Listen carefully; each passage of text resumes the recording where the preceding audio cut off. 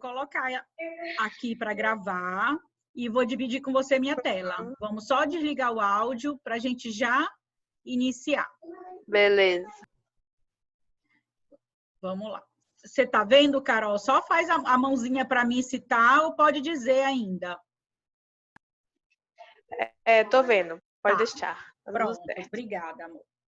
Então, olha, hoje a gente vai começar para a gente finalizar a ideia da função social da escola e a organização do trabalho pedagógico, que foi um texto do professor José Geraldo Silveira Bueno, e é um texto que ele discute muito a função social da escola, a importância desse trabalho pedagógico, mas ele também nos faz uma reflexão sobre as políticas públicas educacionais e todo o seu contexto histórico. Então, ou seja, é um texto que, apesar de focar no ensino fundamental, mas ele foi muito feliz em dizer que essas discussões, essas proposições servem para qualquer nível, ou seja, da educação básica, que perpassa pela educação infantil, fundamental e médio, ou nível superior, nos trazem aí toda essa ideia de realmente toda essa contextualização histórica e por que nós chegamos na situação que nós chegamos hoje da educação brasileira. Então, a gente vai acompanhar toda essa história aqui a partir do que a gente viu de fatos históricos associada com essa discussão do professor José Geraldo, tá? Então, vamos lá. Primeira coisa, de que escola nós estamos falando? Então, inicialmente, a escola que tem sido tratada grande parte das vezes pela literatura especializada, ou seja, por todos os estudos, como uma instituição abstrata, na medida em que muito tem sido escrito sobre a escola genérica, que parece cumprir sua função de forma homogênea, independente de sua origem e história. Então, sem discutir profundamente, sem entender o que é esse espaço e a sua função social, a gente acaba generalizando. E é isso que não pode acontecer, né? E aí ela se torna abstrata. Então, é necessário a gente entenda toda essa constituição histórica para a gente entender o valor da escola, a função da escola e que governo nós temos e que políticas públicas estão se refletindo para que a gente possa ter essa escola pública de qualidade, essa escola pública tão almejada e o que de fato nós temos. Então, ele começa a trazer algumas discussões, em particular, em relação à escola pública, que é o foco da discussão, não só do texto, como nossa, ao decorrer desses encontros, é a nossa escola pública, como sendo aquela que, voltada fundamentalmente para a educação das crianças das camadas populares, cumpre o papel de reprodutora das relações sociais e de apoio e manutenção ao status quo. Ora, o nosso discurso aqui, ele acaba sendo mais forte para a escola pública, mas quando a gente parte da perspectiva de que direito à educação é um direito de todo, então, o rico, o pobre, todos têm o direito à educação com qualidade que é ofertada pelo Estado. Mas nós vimos essa massificação da educação, e ele volta a falar isso a partir de 60, e inclusive com apoio governamental para a iniciativa privada, para que ela também oferecesse essa escola, contribuísse oferecendo essa escola. E aí, o que aconteceu? A escola, aquele que conseguia pagar, tinha acesso ao melhor, porque quando você está pagando uma coisa diretamente, você está ali exigindo. Então, você está tendo acesso a determinado serviço, a determinado produto. E a escola pública, que não deveria, em momento nenhum, ter perdido esse controle pela qualidade, deveria, muito pelo contrário, ser fomentada, porque é uma escola muito cara e o dinheiro é de todos nós, acabou que, com algumas medidas políticas e com o discurso de trazer qualidade, nós fomos perdendo essa qualidade tão esperada, essa função da escola, que é preparar esse indivíduo, mas com qualidade. E aí, quando a gente pensa na escola pública, a gente pensa principalmente aquele cidadão pobre da periferia e que não tem condições de pagar e custear uma escola privada, mas que é um direito seu, independente se que ele tivesse, se ele optasse em estudar numa escola pública, era o direito dele, o direito meu e seu, enquanto cidadãos. E aí ele diz que ele vai trazendo à luz para que a gente questione que essa escola pública acaba sendo uma reprodutora das relações sociais, ou seja, um ensino péssimo para a camada pobre da sociedade, o ensino bom na privada para formar aí os líderes, os políticos, os grandes, os donos, e aí a gente acaba mantendo esse status quo entre as classes sociais.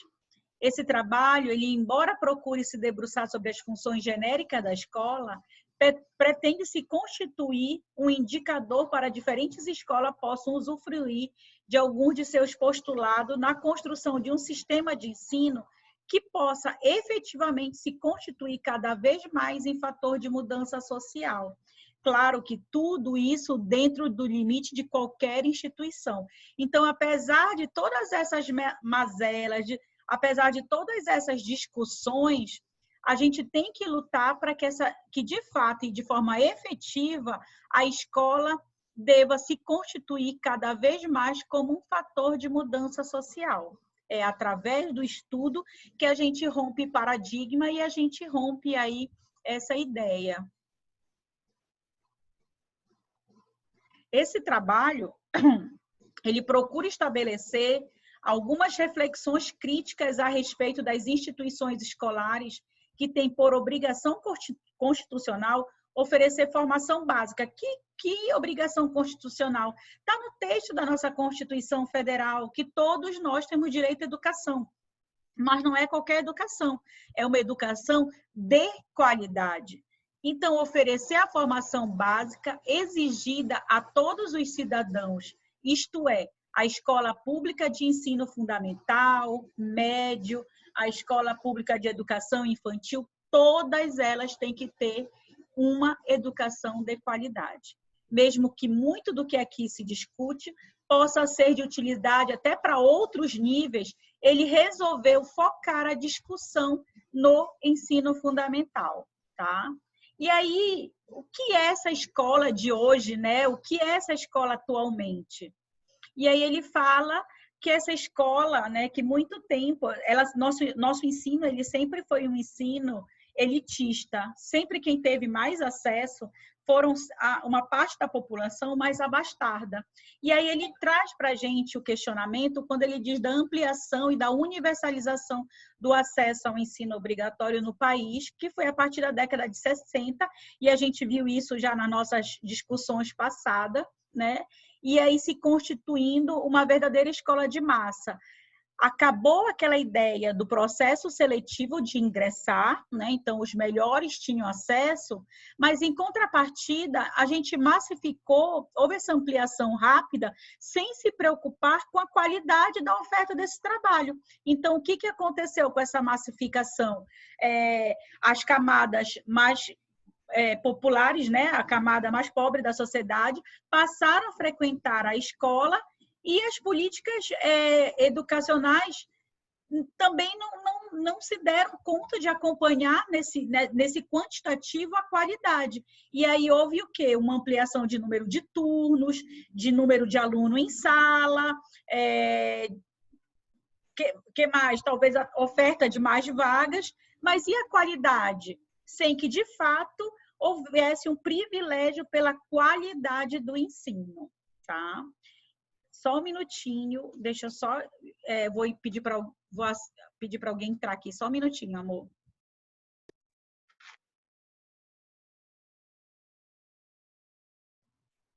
Pronto, estou voltando aqui.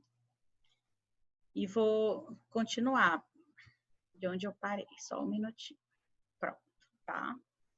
E aí a gente conversou sobre essa preocupação, né? Então, se aumentou, teve acesso, houve essa ampliação, essa universalização a partir de 60, mais crianças, mais adolescentes tiveram acesso, ótimo, isso é maravilhoso, mas não acompanhou o mesmo passo na oferta, nas políticas públicas que realmente privilegiasse a qualidade do ensino.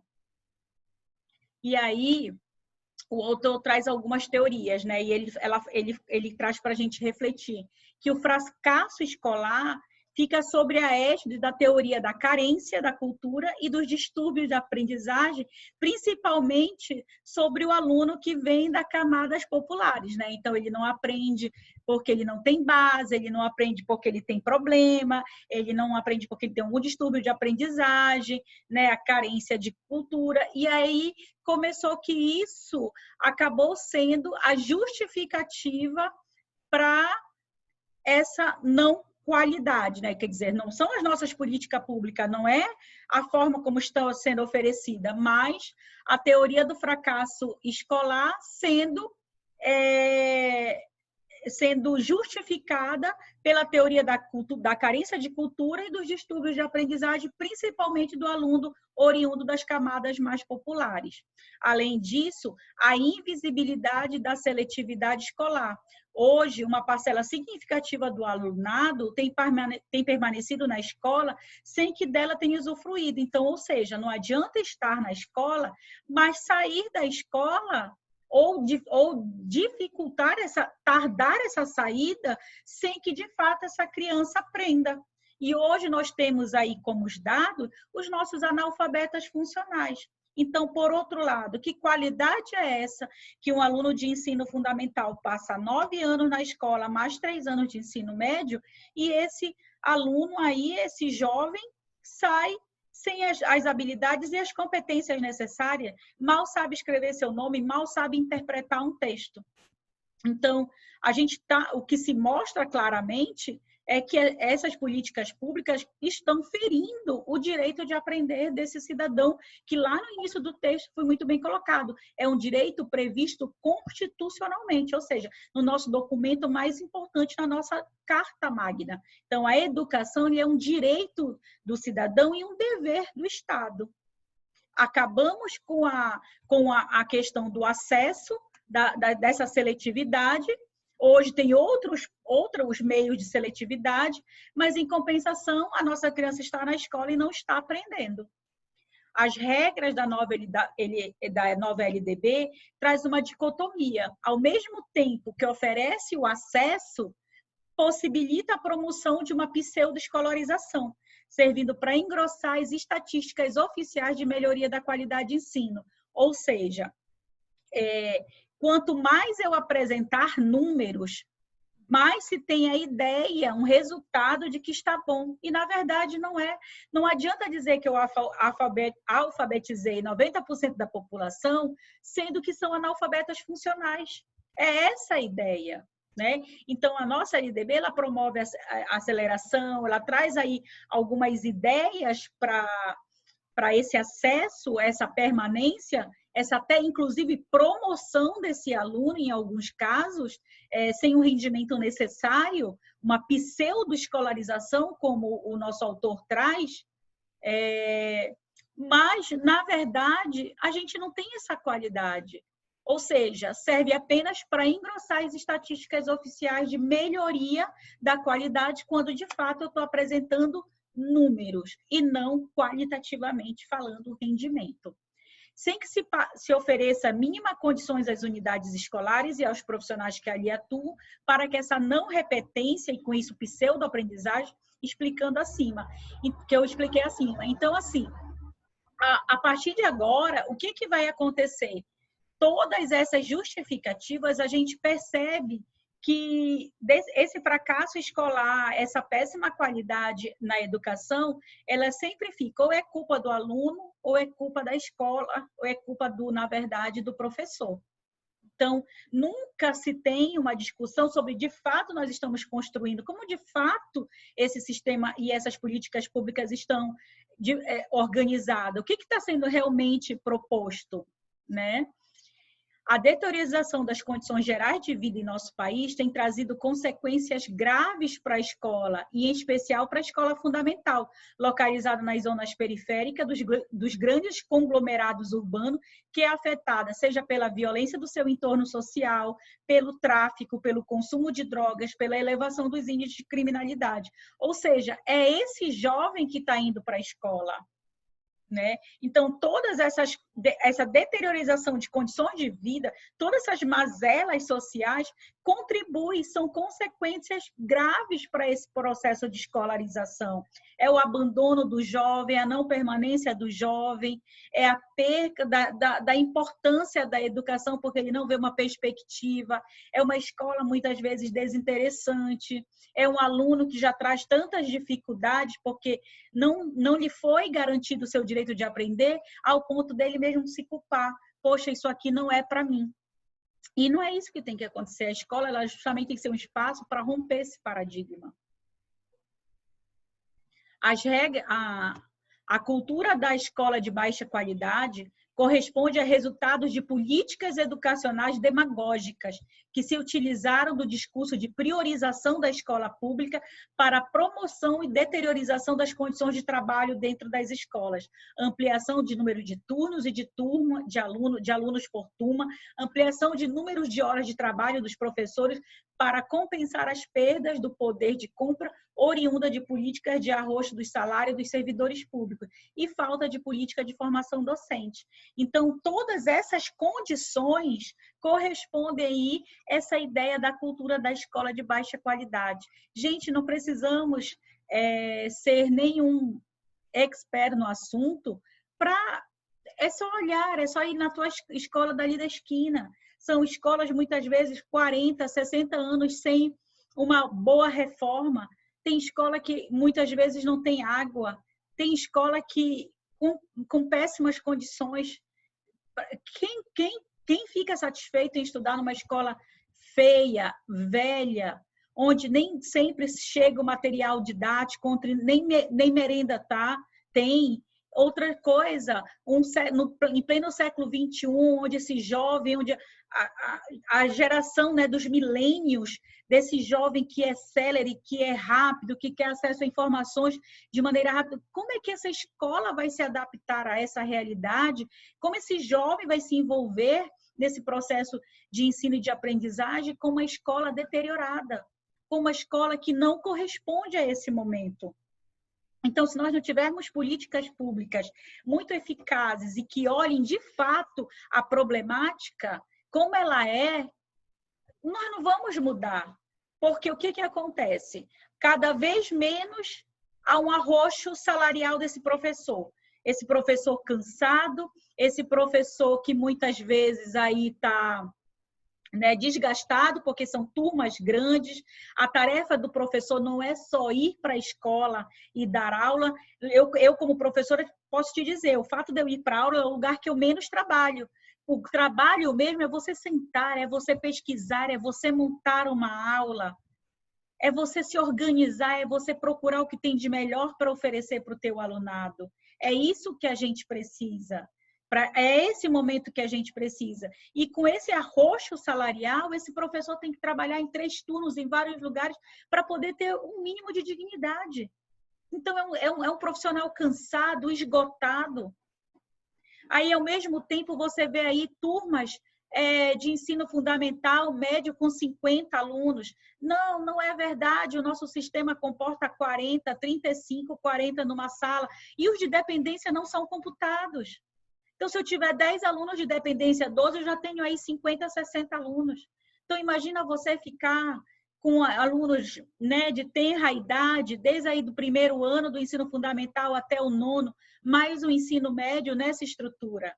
E a criança que tem dificuldade, a criança que tem deficiência, se não tiver o seu apoio, esse professor tem que dar conta de tudo. E os materiais, e os recursos pedagógicos? Será que as nossas escolas públicas elas têm uma internet eficiente?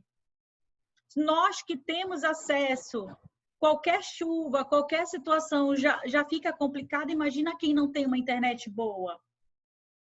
Né? Os programas, as próprias tecnologias, os computadores, são computadores modernos, são computadores, né, que deem gosto, porque a gente tendo material, aquele que se utiliza deles também tem o dever de cuidar e de manter, de utilizar da melhor forma. Mas como é que eu vou propor isso se eu não tenho? Então, como é que esse jovem vai querer, essa criança, permanecer na escola sem esses atrativos?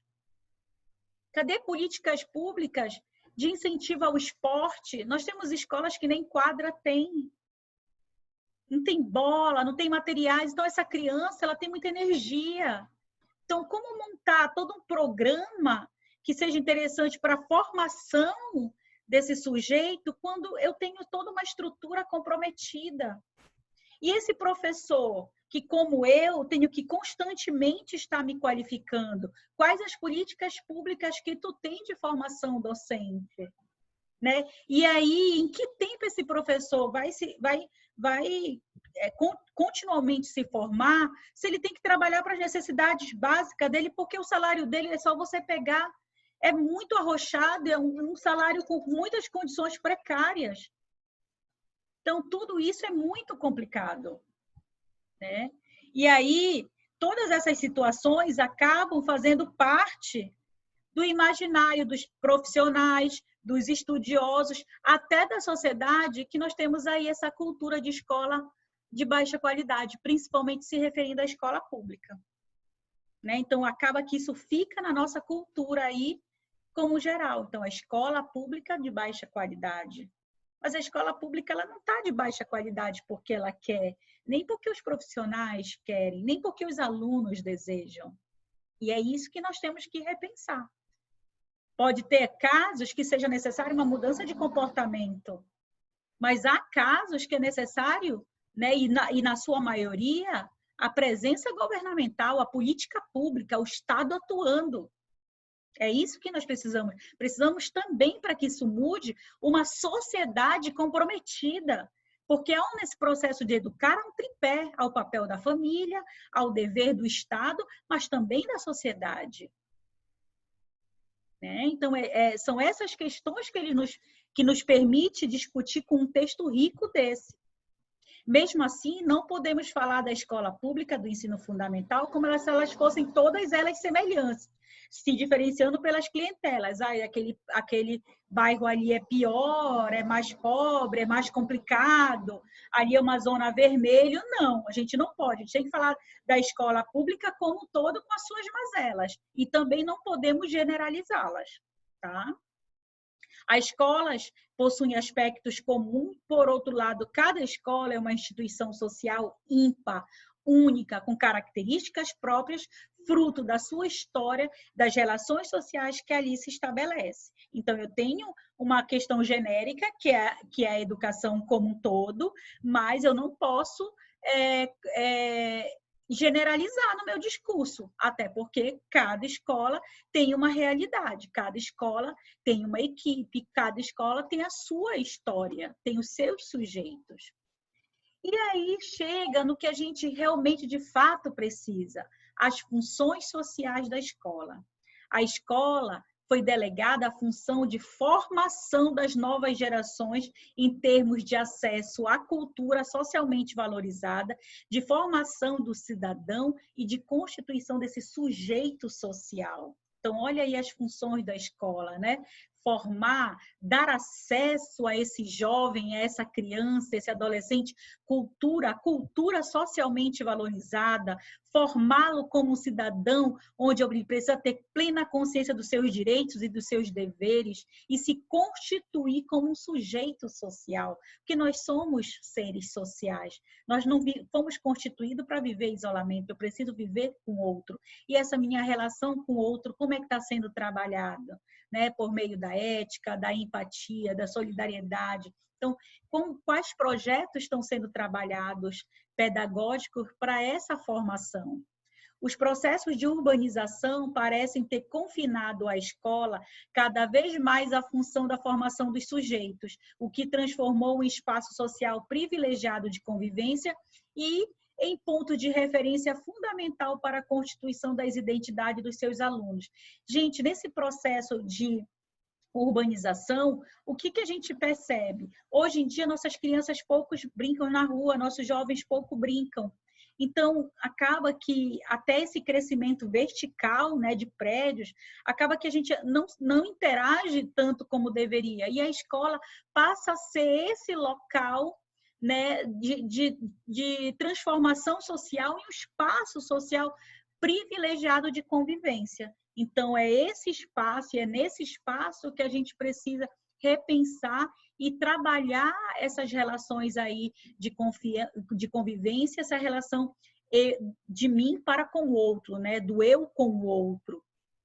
E eu me enxergo no outro, né? E eu preciso desse outro também para me constituir. Independente do nível de consciência dos dirigentes, dos diretores, professores da escola, ela foi, em razão da transformação e restrição dos espaços urbanos, se constituindo esse local privilegiado de convivência de criança e de jovens, né?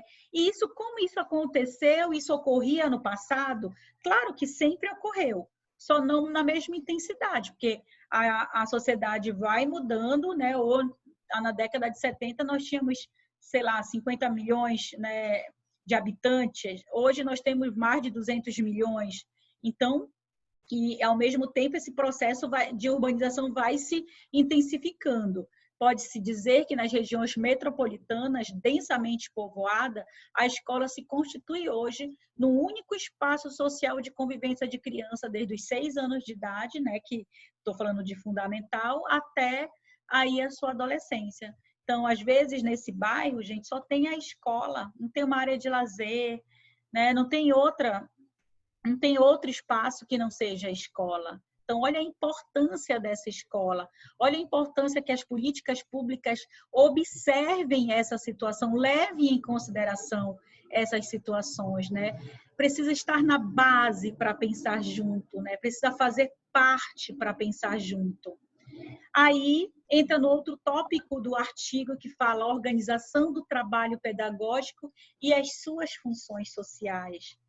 Se a escola, como instituição social, não se limita ao acesso à cultura, ao conhecimento valorizado nessa sociedade moderna, urbana, industrial, né, é preciso que, dentro dessas condições historicamente determinadas, ela procure dar conta tanto do acesso à cultura, como se constituir em espaço de convivência social. Então, essa escola, gente, ela tem que se entender que ela é esse espaço privilegiado de convivência social, ela é esse espaço que vai estimular a formação da cidadania. Ela não é responsável sozinha, mas ela vai estimular a formação da cidadania e é esse espaço de acesso à cultura. Então, eu preciso ter muito claro esses 3 aspectos. Acesso à cultura, ser um espaço de convivência socialmente e estimular a formação da cidadania. Então, ela tem que ter essas funções muito claras. Com relação ao acesso à cultura, embora não possamos e não devemos desconsiderar a importância da utilidade prática que os conhecimentos adquiridos na escola devem ter, ele não pode se restringir unicamente ao acesso de seu caráter utilitarista. Ou seja, eu não tenho que aprender só aquilo que é funcional para o mundo do trabalho. Eu tenho que aprender aquilo que é importante na minha relação com o outro, na minha relação em sociedade. O que adianta eu saber apertar o parafuso se eu não sei trabalhar em equipe? O que adianta eu saber diagnosticar a doença se eu mal olho na cara do paciente? Né? Enfim, né? Então, hoje em dia, e ainda mais nessa sociedade do século XXI, onde comportamentos pessoais, eles têm uma importância enorme. Então, não basta mais que esse profissional seja bom, seja um especialista naquela área. Ele tem que também ter características, habilidades e competências no seu jeito, na sua convivência com o outro, tem que ser uma pessoa flexível, que respeite a ideia do outro, que respeite o outro, a opinião do outro, que caia essa concepção de uma sociedade que nós estamos nos tornando intolerante. Eu não respeito mais a opinião do outro, o outro diverge politicamente de mim, eu coloco lá na minha rede social bem grande, não serve mais para ser meu amigo. Como é que eu posso falar de democracia quando eu ajo de uma forma tão repressora? Né? Quando você tem essa opinião política, eu tenho essa, então toda a tua constituição está ali no que tu acreditas. Você não entende o ponto de vista do outro? Você não entende que ele também é fruto de todas as suas constituições, de tudo que está ao seu redor, e ele não pode ser penalizado?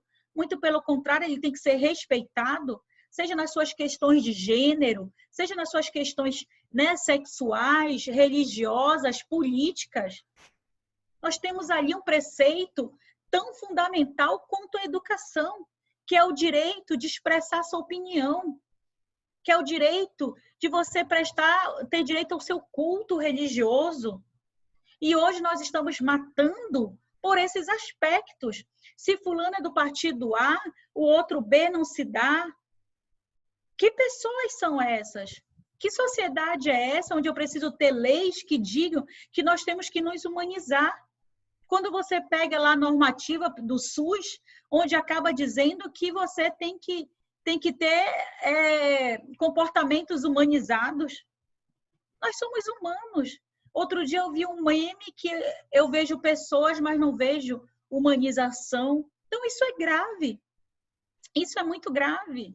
É tão grave que no período de pandemia, onde durante muito tempo nós queríamos tanto ter um espaço para conviver com a nossa família, com as pessoas que a gente gosta, pelo menos com o núcleo da nossa casa, eu acabo de abrir os jornais e perceber que o número de violência doméstica aumentou consideravelmente.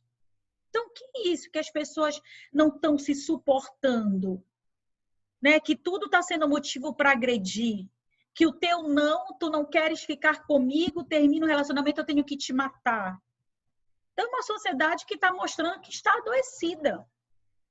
E aí a escola, ela tem esse compromisso, ela tem essa função de trabalhar essa questão. Ela precisa estimular a formação do cidadão, ela precisa estimular e se constituir como um espaço de convivência. E se é um espaço de convivência, eu tenho que aprender a conviver com o outro. Então, eu tenho que respeitar o outro. Cadê as palavrinhas mágicas de com licença, por favor, bom dia, boa tarde, boa noite? A gente já não vê mais. Você entra num elevador, as pessoas, você diz bom dia, a pessoa não cumprimenta você. Você passa com um colega de trabalho no corredor, bom dia, a pessoa não te responde. Então, a gente realmente precisa pensar, porque a escola é um espaço onde essa criança ela está em interação com o outro e eu preciso trabalhar essas questões. Claro que, para esse sucesso, eu preciso que a família apoie, né? E quando eu trago questões de violência, de preconceito, a gente também tem que falar dessa família. Que valores são esses que nós estamos falando?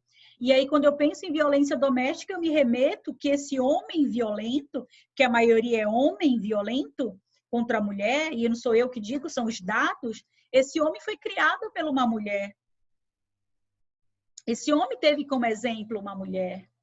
E aí, fora os casos patológicos de doença mental, eu me refiro aqui às pessoas que estão aprendendo a serem desumanas, que aprendem a mentir quando alguém liga para você, fulano, olha, diz que eu não tô, diz que eu não tô. E aí eu ensino essa criança a mentir. Né? E quando essa criança vem perguntar uma dúvida, e eu digo, meu moleque, de novo, tu tens essa dúvida? É uma dúvida dele. Né? Então, a gente realmente precisa pensar nessas políticas públicas, a gente precisa pensar nessa escola, na sua proposta pedagógica, mas a gente também tem que se rever enquanto cidadãos. Quais são os valores que eu estou acumulando, quais são os valores que eu estou guardando, quais são os valores que eu estou perpetuando. Né? O que eu permito à minha criança o tempo todo jogar? Não tenho paciência, então eu dou um celular, eu dou um brinquedinho, um computador, um joguinho, e essa criança fica ali matando, e quanto mais ele mata, mais ele ganha pontos.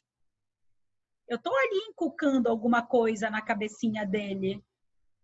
Né? Então, é preciso que a gente olhe isso, é preciso que nós estejamos atentos.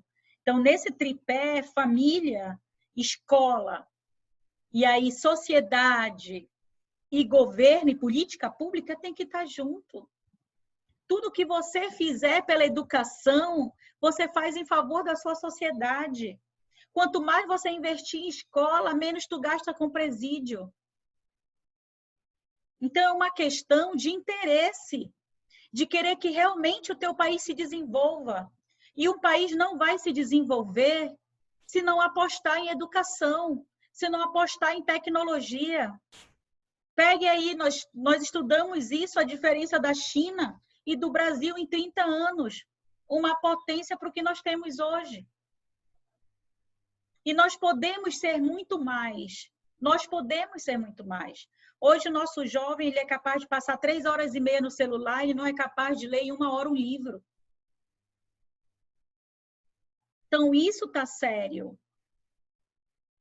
Isso é sério. Tá? Então, a escola tem que ensinar, sim, os saberes, né, propedêuticos, os saberes científicos, sim. Tem que formar para o mundo do trabalho, sim, mas ela antes forma para essa sociedade. Ela forma primeiro, ela ajuda a formar um ser humano. Depois, esse ser humano é um profissional. Tá? Então, esses conhecimentos, eles não podem ser prioritários para se trabalhar, para serem médicos, para serem engenheiros, para serem professores, para serem qualquer profissão, youtuber hoje em dia, né? Gerente de negócios de risco, atração de investimento, tantas coisas novas que a gente vê hoje em dia, mas em todas elas ele vai lidar com o público. Além do que, nesse século agora que nós estamos, no século XXI, que para alguns autores até iniciou a partir dessa pandemia, eu vou precisar ter pessoas que, acima de tudo, saibam lidar com pessoas. E esse é o desafio da nossa escola. Esse é o desafio nosso também, enquanto família, né? Esse é o nosso desafio enquanto sociedade. Eu vejo nas redes sociais assim, provocarem, inflarem violência por desarmonia política, por desarmonia religiosa. Que complicado isso, que complicado. Pessoas morrendo, sendo mortas por suas questões sexuais. O que você tem a ver com a escolha do outro? O que você tem a ver? O que você tem a ver com o gosto do outro? E quando você fala que a nossa sociedade é uma sociedade plural, diversa, que sociedade é essa quando nós acabamos de ser tão intolerantes? Então, tudo isso é muito complicado, né? Então, a gente precisa repensar mesmo essa escola e esse programa pedagógico e, acima de tudo, o papel da família. Seja bem-vinda, Lina! A escola, por suas características peculiares, talvez seja o único espaço social em que podemos atuar com o conhecimento como forma de crescimento pessoal. Olha como isso é sério. Isso é considerar e colocar em prática que ampliar o conhecimento pessoal é o meio para se lidar melhor com o próprio conhecimento. Então, quando eu me conheço, quando eu me entendo, quando eu respeito o outro, eu consigo lidar com o meu próprio conhecimento, eu consigo gerir melhor a minha aprendizagem, eu consigo me ver como sujeito desse processo, né? Porque eu consigo ampliar aí o meu universo, o meu pensamento, eu consigo lidar com, inclusive, um autoconhecimento, inclusive percebendo que eu não tenho obrigação de saber tudo, mas eu tenho o dever de minimizar as minhas carências. Quanto profissionais a gente ouvi falando aí, muitas das vezes, a gente como, enfim, né? Erros que podem ser acometidos por qualquer pessoa, mas erros grosseiros até, mas são incapazes de aceitar uma crítica. Às vezes o professor vai lá e diz assim, olha, não é bem isso aqui, vamos fazer dessa forma. O aluno, principalmente na universidade, ele se recusa a aceitar. Então, ele tem um problema sério de não saber lidar com crítica. Ele não foi treinado, ele não aprendeu a lidar com não. E eu com esse grupo aqui que eu tô, quanto tempo que a gente vem conversando que ninguém é tão bom que não precise melhorar, né? A consciência de que amanhã eu vou saber um pouco mais do que hoje, a melhor frase, né, do Sócrates, que a gente só sei que nada sei, porque quanto mais a gente vai estudando, a gente vai percebendo que, meu Deus, quanto eu não sei. E essa é a postura que a gente tem que ter. Por quê? Porque nós temos que ser eternos aprendizes, eternos curiosos. Se a gente achar que a gente já sabe tudo, morreu, acabou. Tu vais te fechar para o que tem aí por vir de novo. E olha quantas coisas novas essa pandemia nos ensinou. Como espaço, a escola como espaço de convivência, ela deve favorecer o exercício da cidadania. Como é que eu favoreço o exercício da cidadania? Quando eu sei claramente meus direitos e meus deveres. Então, eu tenho que respeitar as regras. Qual é o horário de entrada? Entrar numa sala, eu tenho que chegar e dizer assim, boa tarde, com licença, por favor. Não custa, não é verdade? Então, com licença... Não só isso, né, Cleise? Tipo, o mercado cobra que a gente esteja em conhecimento todo momento, se reinventando, aprendendo novas coisas, até mesmo na medicina, que é tão bem reconhecido, os profissionais médicos, mas eles também até tem que, toda hora tem que ficar se qualificando. Sim. Tanto que a gente vê, às vezes, uma incongruência de escolha de médico. Tem gente que gosta de pegar médicos novos porque acha que está com conhecimento fresquinho, atualizado, e tem gente que gosta de pegar médicos mais antigos, mas por causa da experiência. Então, querendo ou não, ambas as escolhas, até mesmo para essa área da saúde, já demonstra que é por uma questão de conhecimento, seja pela experiência ou seja pelo conteúdo que ele pegou nessa escola, né, nesse ano. Sim. E nesse exercício, perfeito, colocações perfeitas. E nesse exercício de cidadania, eu sei que esse cidadão, ele é um sujeito que tem direitos e é um sujeito que tem deveres. Então, ele tem direito a uma educação de qualidade, mas ele tem deveres. Ele também tem dever de estudar, de fazer a sua lição, né? A família tem o dever de frequentar a escola para saber como é que esse aluno está. Então, é o tipo de escola transformadora que a gente, sim, claro, precisa ser, mas ela só será a partir do momento que eu trago, que eu trabalho essa consciência dos meus direitos e dos meus deveres, esse exercício de cidadania. Então, e não um lugar apenas para o sim ou para a privação do conhecimento, porque eu também posso muito bem fingir que te ensino e tu finges que aprende, e aí vai passando, né? Aí quando tu faz lá do ensino médio, tu mal sabes falar, te dá uma contínua, e a pessoa mal sabe fazer uma coisinha básica. Então, isso não pode acontecer, porque estou ferindo o teu direito de aprender. Agora, junto com o direito de aprender, você tem o dever de se dedicar. Você tem o dever de ajudar na construção do seu conhecimento. E a escola, ela possui, gente, muitas formas de organização. São normas, tem norma de entrada, norma de saída, tem a questão de uniformes, tem o calendário escolar, tem o tempo de prova, tem uma série, tem até o projeto político-pedagógico. Tem procedimentos que não são meramente aspectos formais da sua estrutura, mas se constitui como mecanismo pelos quais podemos permitir e incentivar. Mas também esses mesmos mecanismos podem, ao contrário, inibir e restringir. Se eu tenho uma escola autoritária onde esse meu aluno não tem voz, onde eu não promovo a participação não só do aluno, mas quanto dos pais, dos professores, dos outros integrantes, eu não tenho também um espaço democrático. A exemplo da escola militar. A escola militar, Elina, a gente tem uma ideia de uma rigidez, que essa rigidez ela não pode ser comparada com a escola civil, com a escola normal da sociedade civil, porque elas têm parâmetros diferentes. O que a escola militar tem a mais que a escola civil não tem? Suas regras. E nas suas regras, tu não tens o direito de não cumprir. Então, a ausência de regra também pode ser prejudicial na formação desse sujeito. Então, se é para chegar às 7h30, é 7h30. Se você não chegar às 7h30, você vai entrar só na outra aula. Não dá para chegar, olha, você é um professor, aí o teu horário é 7h30, às vezes o próprio professor chega lá às 8h40. Às vezes o próprio aluno aí vai entrando se arrastando, sabe? Aí se arrasta, não dá bom dia, entra. Não.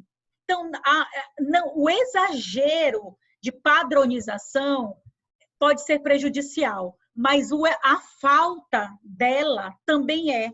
Porque a própria Constituição, e vocês que estão fazendo psicologia, vão mais tarde entender isso, ou já estão estudando autores. Essa ausência de limites também é prejudicial para a criança.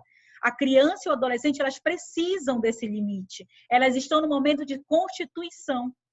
É que nem na casa da gente. Na nossa casa, nós temos as nossas regras. Não dá para uma amiga minha chegar na minha casa e achar que vai colocar o pé no sofá, porque não vai mesmo. Mas eu jamais vou chegar e fazer isso na dela também. Aí ela vai chegar para mim e dizer, amiga, relaxa, põe aí o pé. A Lina vai dizer, vai, Cleise, põe o pé aí. Eu vou pôr. Ela deixou eu pôr, mas na minha ela não vai pôr, porque eu não vou deixar. Então, regras são para serem cumpridas. Olha lá, velocidade 50 km por hora, o cidadão acha que tem que andar 80. E ele fala, mas eu pago a multa. Não é só pagar multa. Você está colocando outras vidas em riscos. Então, nós precisamos de uma sociedade onde as pessoas sejam menos individualistas e menos egoístas. E o nosso autor está dizendo que a escola pode ser esse lugar, deve ser esse lugar, para também trabalhar isso desde o ensino fundamental. Quiçá a gente acrescenta aqui desde a educação infantil. Então, é isso que nós precisamos. Nós precisamos ter um espaço onde nós tenhamos instrumentos democráticos. Então, escuta, vamos sentar um dia e bolar de repente, olha, tem um curso aqui da nossa instituição que bolou um jornal da turma. Então, no jornal da turma tem o espaço lá onde eles vendem, é uma turma que vende bolo. Então, por exemplo, tem lá classificados, aí ela coloca o nome da Lina e diz o que a Lina faz. Coloca o meu e digo o que eu faço. Divulga os nossos talentos. Aí traz informações novas a respeito. Então, eles criaram um jornal que deu voz para a turma, deu visibilidade para o curso. Então, nós temos que criar esses instrumentos democráticos. Olha, o PPP da escola, que é um dos instrumentos previsto legalmente na LDB, na nova LDB, propõe a participação de todos, de toda a comunidade escolar na sua formulação. Gente, o que acontece na maioria das vezes? Ele fica restrito à direção e ao técnico pedagógico. Então, não pode acontecer. A merendeira tem que ser ouvida, o supervisor tem que ser ouvido, o inspetor tem que ser ouvido, o porteiro tem que ser ouvido.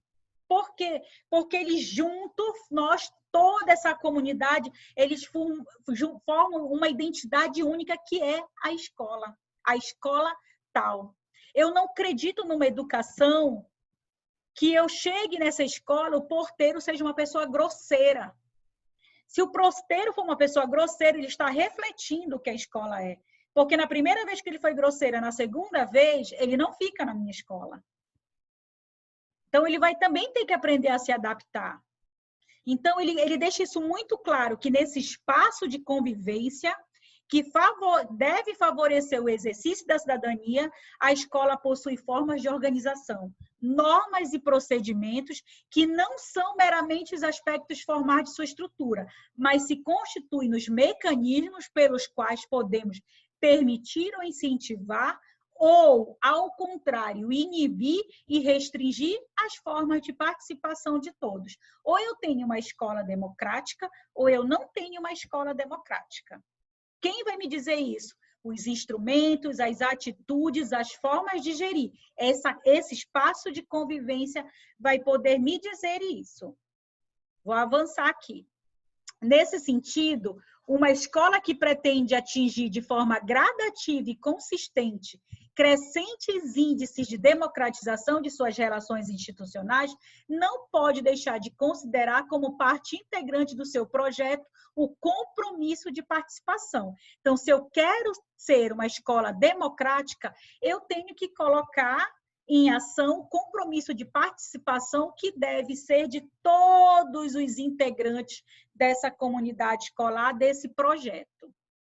Com relação ao aluno, ao alunado, a escola como espaço de convivência social se torna um centro de referência pessoal que marca os sujeitos por ali que passam, pelo simples fato de estar nessa e não na outra. Se eu estou aqui, eu estou matriculado aqui, a minha vida está sendo aqui, né? Fruto de traços que a identificam, que a tornam única. As oportunidades de convívio, as atividades das quais esse jovem participa, as formas pelas quais vivem no cotidiano, é isso que vai marcar esse sujeito. É isso que vai poder dizer que aquela relação ela foi saudável ou não. É quando eu olho para trás e lembro lá do meu ensino fundamental e me lembro que eu amava as gincanas, que eu jogava futebol, né? Que a gente fazia tanta coisa e hoje a gente não faz isso. Seja pelo processo de urbanização, seja pela deteriorização hoje das nossas escolas. Então, é isso que o autor está sugerindo que nós reflitamos, né? Nós viemos de toda essa constituição histórica e hoje ele está chamando a atenção para a função social dela. Aí olha o que ele diz aqui sobre as unidades escolares. Não há como pensar numa melhoria efetiva da qualidade do ensino no Brasil sem modificação drástica das políticas educacionais, que se expressam pela viabilização efetiva de melhores condições em todos os aspectos. Você quer ter política pública de qualidade na escola pública, na educação? Melhore a escola, melhore os materiais. Precisamos ter computadores mais modernos, precisamos ter materiais pedagógicos digitais, precisamos ter novas tecnologias, precisamos ter materiais pedagógicos, a gente precisa que livros cheguem na mão dos alunos, a gente precisa de internet, laboratório de informática, quadra poliesportiva, precisamos ter na escola lutas, balé, dança, esporte. Precisamos ter várias manifestações, expressões, né, artísticas. Precisamos ter feira de ciências, competição de matemática, língua portuguesa, mas precisamos também ter o teatro, a dança. Precisamos ter uma política de esporte, gente. A gente vê que o jovem que tem acesso ao esporte, ele pouco envereda para o mundo das drogas. Então, se eu quero políticas, se eu quero uma escola pública de qualidade, eu preciso ter políticas públicas educacionais também radicais de qualidade. Embora deva ficar claro que as políticas educacionais restringem o alcance das ações da escola, uma unidade escolar efetivamente comprometida com a elevação da sua qualidade pode buscar, na diversidade de condições, atingir crescentemente, paulatinamente, controladamente e supervisionadamente as suas finalidades. O que ele quer dizer com isso? Não é porque tu tem todas essas querelas, essas mazelas, que tu tens que ficar presa ali. O que tu podes fazer de melhor com a escola que tu tens? Eu também não vou deixar de prestar um ótimo ensino porque minha escola é pichada, porque minha escola é isso, aquilo, outro. Eu posso fazer um mutirão, eu posso melhorar o máximo que eu puder. Eu também não vou condicionar a minha prática a esse discurso vitimista da situação. Eu tenho que reclamar, eu tenho que mobilizar a minha sociedade para isso, eu tenho que cobrar do meu legislativo, do meu executivo, mas, acima de tudo, eu tenho que ser uma pessoa também proativa. Conjugação entre as lutas políticas de largo alcance e a qualificação de cada uma das nossas escolas, que estaremos construindo a democratização da escola pública. Ou seja, com muita luta e com qualificação, que nós vamos melhorar e democratizar cada vez mais a nossa escola pública. Apresentamos abaixo algumas indicações que não podem ser entendidas como respostas a esses desafios, mas, ao contrário, como possíveis pontos de partida para educadores que estejam efetivamente comprometidos com a elevação da qualidade do ensino no nosso país, como uma das formas importantes para a crescente democratização. Olha que interessante que ele diz, não é uma receita de bolo, mas é sugestões do que fazer para melhorar essa escola. Olha o que ele coloca aqui. Primeiro de todos, essa escola tem que ter um projeto pedagógico real. Tá? Ela tem que ter um projeto, eu vou até acrescentar aqui, político-pedagógico real.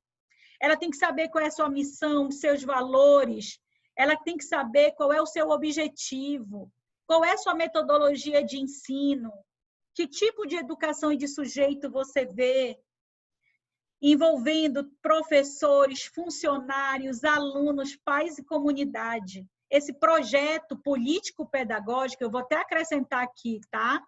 Político-pedagógico, real, tem que envolver toda a comunidade. Trabalho político de incorporação. A importância da participação não pode ser dada a priori, mas ela é construída na própria participação. É no envolver a todos no projeto da escola.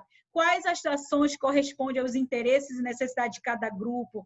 É como se eu chegasse agora e dissesse, Lina, vamos lá, nesse projeto, o que tu podes fazer? A Lina vai dizer, olha, eu sou muito tecnológica, então eu sei lá, vou colocar isso aqui para as mídias digitais. A Carol vai dizer, eu sou mais tímida, então eu monto ele escrito. Aí a outra vai dizer, então eu divulgo para a comunidade. O outro vai dizer, eu contribuo com isso. Então é isso, é cada um. A gente tem que descobrir as potencialidades.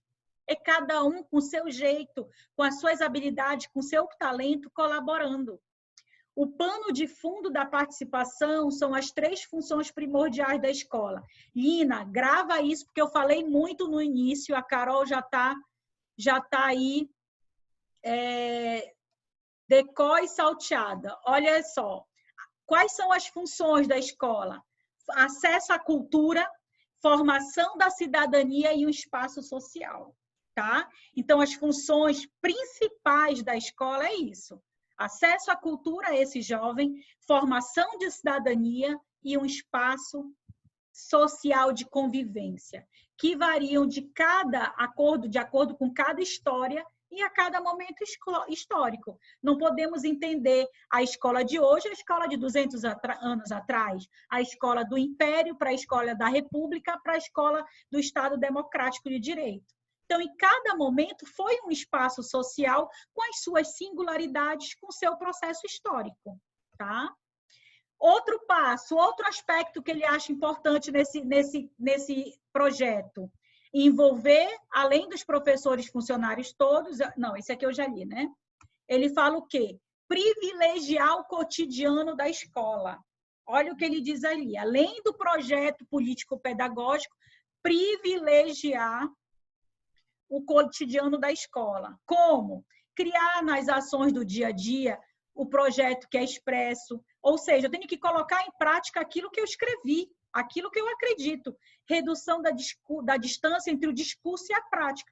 O que adianta eu colocar lá que o meu fundamento é Paulo Freire, Vygotsky, Piaget, Carl Roger e Vallon, que fala da afetividade, se na verdade eu tenho pessoas cara fechadas, grosseiras, autoritárias.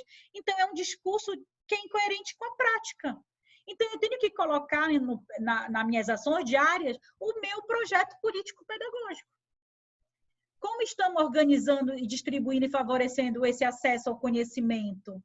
A forma como os professores estão ensinando, os projetos que estão sendo propostos, estão favorecendo a aprendizagem? Está sendo bom para o aluno ou está sendo bom para o professor? Eu preciso ter esse retorno. Professora, como é que eu tenho esse retorno? Fazendo avaliação, tanto com professores quanto com alunos. Gente, ninguém precisa se sentir inseguro, porque a avaliação ela não tem que ter caráter punitivo nem ameaçador. Olha, eu vou fazer para saber como os professores estão. Não. O nosso intuito é dizer, gente, bora ver no que a gente tem que melhorar? E aí a gente faz as avaliações. Como estamos organizando o nosso espaço escolar? A nossa escola é assim, assim. Será que a gente não pode fazer uma amarelinha? Será que a gente não pode pintar ali um brinquedo? Como é que a gente está organizando isso? Tem um espaço de biblioteca? Tem um espaço para os professores sentarem, para dialogarem? Esse espaço está efetivamente se prestando à função do projeto? Né? Então, eu preciso repensar esse espaço. Como estamos organizando o tempo da escola? Ele efetivamente está prestando a função social? Né? O que eu estou trabalhando para melhorar a questão da convivência social, a questão da cidadania, né? O tempo que eu estou propondo as minhas aulas, o tempo que eu estou propondo com os alunos, o tempo para os professores, eu tenho tempo para os pais, eu tenho tempo para ouvir os alunos. Como é que isso está sendo feito? Tá? Então, eu preciso... Poxa, eu conheço uma escola que a cada reunião, bimestralmente com os pais, ela faz um café para a família. Né? Aí esse café é um pãozinho, café é coisa simples, mas essa família se torna acolhida. Aí a padaria lá da esquina ajuda com os pãezinhos, porque é uma escola pública. É uma vez a cada 2 meses. Então, olha aí esse envolvimento, essa parceria, essa gerência. Né? É preciso que todos arregassem as mangas. É necessário que o governo faça a sua parte, é necessário que a família faça a sua parte, é necessário, sobretudo, que o governo, por meio das políticas públicas, faça a sua parte e você, colaborador da escola, também faça a sua parte. Qual é o outro ponto que ele sugere? O estabelecimento de metas precisas e gradativas. Gente, toda escola tem que ter suas metas. Ah, mas a escola não é uma empresa. Mas a escola tem que ter meta, tem que ter objetivo a ser alcançado. Qual o problema de criar uma meta? Ou seja, que metas são essas? Vem cá, nossos alunos estão aprendendo? Qual é a meta que eu desejo? Eu quero que 100% dos alunos saiam alfabetizados do 3º ano. Vou lá, minha meta é 100%. No final, eu faço os testes, não, consegui 97%. Ok, por que eu não consegui 100%? Porque o aluno faltou, porque faltou melhorar isso aqui, eu achei que eles não aprenderam isso aqui. Então, eu vou lá, passo o meu relatório para a professora do ano seguinte. Então, a escola tem que trabalhar com metas. Vamos reduzir a nossa evasão escolar. Eu tenho 50% de evasão escolar dos nossos jovens. O que eu posso fazer para reduzir? Vamos conversar com os professores. Essa ideia está dando certo? Então, vamos medir pela frequência dos alunos. Então, nós estamos reduzindo. Podemos chegar no final do ano e dizer, reduzimos 10%. Ok, mas foi reduzido. Se a gente não auferir, a gente não medir, não acompanhar, não monitorar, a gente não vai conseguir propor novos projetos. Então, a gente tem que saber lidar com metas.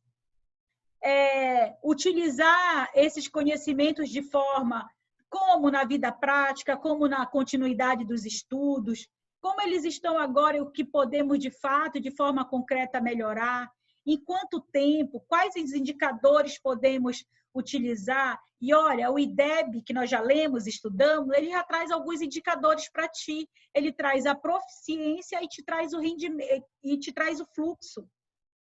Ele te traz a aprendizagem e ele te traz o fluxo. Ele te diz se ele aprendeu na matemática, se ele aprendeu na língua portuguesa e agora a ciência, e te traz frequência. Então, ele traz evasão. Então, você tem indicadores para começar esse teu processo de acompanhamento da tua escola. Como é que eu posso dizer que a tua escola é uma escola de sucesso se eu não conhecer os dados dela? Como é que você pode dizer como gestor que fez um bom trabalho se eu não conheço os dados dela? Então, se eu pego as notas de vocês e jogo num gráfico, e quando eu tenho que 73% da minha turma teve um ótimo rendimento, eu fico satisfeita. E quando eu percebo que 50% da minha turma não teve um bom rendimento, eu tenho que parar e dizer, peraí, o que houve, o que está vendo? Aí eu vou olhar e vejo assim, os alunos, falta do aluno, aí eu vou lá e digo, olha, gente, vamos lá, vocês estão faltando muito, vou fazer então um trabalho para recuperar isso. Então, eu só posso ser propositiva quando eu sei o que de fato está acontecendo. Então, se eu não olhar para os meus indicadores, eu não vou poder propor soluções. Então, a escola, os administradores da escola, apesar de terem o discurso de que não são administradores formados em administração, se querem ser diretores, se querem ser gestores, também tem que se apropriarem de alguns instrumentos de gestão. tem que apropriar da linguagem de entender os seus dados, para que em cima desses dados, e não precisa ser um grande expert, basta o professor, junto com a escola, com os dirigentes, fazer o que tem que ser feito. Por exemplo, lista de frequência. Eu sei quem está vindo pela lista de frequência. Como é que eu vou saber? Eu já até estranho quando a Lina não está presente. Até a Carol falou, não, daqui a pouco ela vem, logo a Lina para perder. Por quê? Porque a gente está acostumado. Agora, se ela passa 2 semanas sem vir, eu não vou esperar 2 semanas. No terceiro dia eu digo, Lina, o que foi que aconteceu? Ah, senhora, eu estou doente. Lina está doente. Mas se o professor não fizer isso, gente, a gente vai perdendo esse sentimento de pertencimento. A gente vai perdendo a capacidade de acompanhar. Então, a gente precisa olhar os nossos dados. A gente precisa ler, aprender a ler os nossos dados, para daí os nossos projetos serem mais eficazes e eficientes. Metas para a formação do cidadão. Olha lá. Quais são? O que ele coloca aqui como sugestão? Quais são as tomadas de decisões? De que os alunos participam? Eles têm um grêmio na escola? Eles têm um espaço para o estudante? Eles têm o quê? Eu me lembro que teve uma escola que eu fui supervisora de um projeto que eles pediram para a diretora, porque tinha que trabalhar o protagonismo juvenil, que eles queriam um quadro preto lá na área, onde eles ficavam, lá no hall, porque eles colocavam lá, eles pintavam, eles colocavam avisos, tinha recadinhos para namorado. Então, eles ali treinavam um espaço onde eles podiam interagir sem necessariamente estarem riscando a escola, pichando a escola. Eles pegaram os bancos da escola e pintaram no meio o jogo da velha para brincar de dama. Então, ou seja, eram espaços que eles podiam ali estar parados sem nada, começou a ser espaços potencializados para esse protagonismo. Teve uma escola próxima que foi reivindicar, foi para a rua, e eles chegaram lá com os alunos e disseram, olha, a gente queria a ajuda de vocês, porque todos nós aqui somos ensino médio, para a gente ir para a rua. Aí os representantes da turma foram lá com a diretora e falaram, olha, a senhora tem trabalhado o protagonismo, a gente acha que a gente tem que ajudar essa escola, porque todos nós somos escola pública. A diretora virou e falou para eles, parabéns, vocês entenderam, vão lá. E foram com o uniforme da outra escola, ajudar o da outra escola nas suas mazelas. Então, é isso que é protagonismo, é isso que é dar voz para o jovem. Isso me lembra de uma coisa, não só, tipo, nessa parte mais juvenil, né, fundamental e médio, mas, tipo, na minha escola, na minha primeira universidade, que ela era uma federal, ela é uma das universidades novas, que foi no período, né, acho que Lula, Dilma, que estavam fundando muitas universidades, e aí ela era na BR e muito longe, tipo, longe da cidade, Então, para a gente chegar na cidade, para ir e voltar era 1 hora. Então, a gente não tinha como ir para casa almoçar, a gente não tinha como ir para nada. E a gente ficava lá das 8 da manhã até as 22 horas da noite. A gente tinha aula integral. Então, o que eles fizeram? Eles começaram a ver que os alunos estavam muito cansados também. A gente se jogava, a gente dormia às vezes pelo corredor, não tinha nenhum espaço nem nada. E aí, o próprio pessoal da universidade, a diretoria mesmo, eles colocaram uma mesa de ping-pong, tênis de mesa, no RU, bem na frente da RU. E aí, aquilo, tipo assim, deu um gás em todo mundo, porque a gente não tinha mais que ficar 1 hora, 2 horas esperando a próxima aula. Foi muito bom. E outra coisa, alivia a pressão, né? Alivia, a pessoa tem aquele desgaste o tempo todo estudando. E aí depois os próprios alunos começaram a dar ideias, a gente começou a criar espaço, porque a gente ficava na BR, então a gente ficava no meio dos eucaliptos também, e a gente começou a criar tipo um parquinho, a gente mesmo fez bancos de madeira e criou a gente criou quase uma pracinha assim, de interação entre os eucaliptos, e depois a gente começou até a plantar, a gente começou a plantar abóbora, a gente fez uma hortinha, a gente fez tudo ali na faculdade, foi bacana. Começou com uma coisa, depois os alunos começaram a participar também para transformar o local. Foi muito legal. E quando tu falas, teu olho brilha, então teve sentido, né? É uma coisa que te remete a uma memória afetiva, porque teve sentido, você se sentiu participando. E é isso que o nosso jovem. Eu só consigo trabalhar uma consciência cidadã quando esse jovem, que você é jovem, traz isso. Poxa, nós fizemos ali no meio dos eucaliptos, a gente cuidando daquele espaço da natureza,